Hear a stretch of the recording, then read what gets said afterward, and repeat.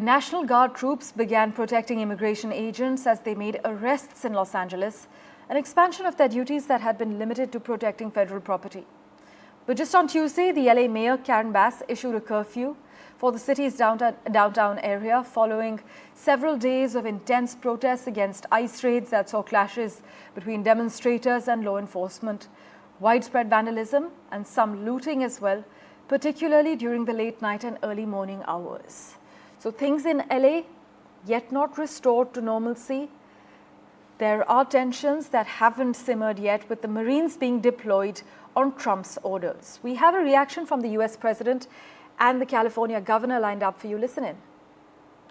Within the span of a few decades, Los Angeles has gone from being one of the cleanest, safest, and most beautiful cities on earth to being a trash heap with entire neighborhoods under the control of transnational gangs and criminal networks. It's horrible what's happened so quickly. As the entire world can now see, uncontrolled migration leads to chaos, dysfunction, and disorder. And you know what? They have it in Europe, too. It's happening in many of the countries of Europe. They don't like it when I say it, but I'll say it loudly and clearly. They better do something before it's too late. Very simply, we will liberate Los Angeles and make it free, clean, and safe again. It's happening very quickly. Look, Donald Trump has created the conditions you see on your TV tonight.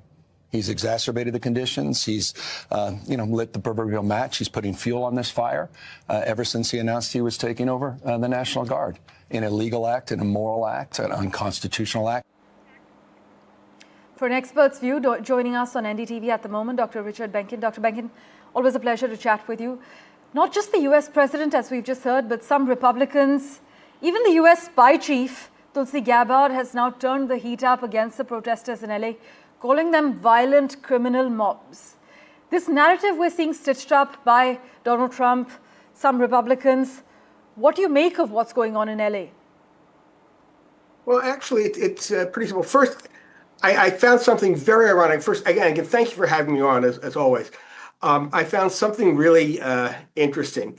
These protests, as they're called, were initially held to say, oh my goodness, don't send these poor people out of this country. Please let them stay in this wonderful country. And when we saw images there, what did we see? We saw them burning the American flag. We saw them spitting on the American flag. That doesn't play well among the American people. Let's remember that unchecked illegal immigration was the issue for Brexit. It's an issue in many other European countries, and it was one of the top issues in the 2024 election. So actually, Trump is only doing what he promised the American people he would do. He has legal authority to do this. The American law code gives presidents this sort of authority. Certainly, they have this authority to bypass state governors in mobilizing the National Guard, for instance, when duly authorized federal officers, which the Immigration Customs Enforcement, or ICE, are prevented from doing their jobs, and no one else is helping them. The president has the right to federalize the National Guard. And like, for instance, this was done several decades ago during the civil rights movements, when certain governors did not allow federal law to be enforced regarding desegregation. And Trump is doing this now to enforce the immigration laws of the United States.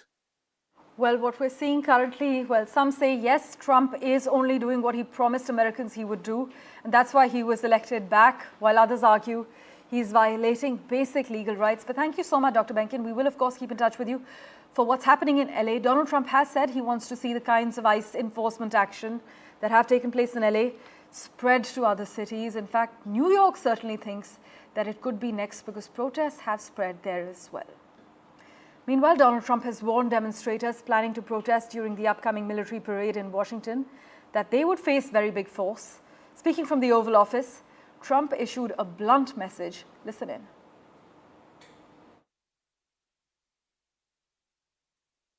I just think it's amazing. We're going to have a fantastic June 14th parade, Flag Day. We're going to celebrate our country for a change. You know, and we're going to be celebrating big on Saturday. We're going to have a lot of, and if there's any protester who wants to come out, they will be met with very big force. By the way, for those people that want to protest, they're going to be met with very big force. And I haven't even heard about a protest, but, you know, this is people that hate our country, but they will be met with very heavy force.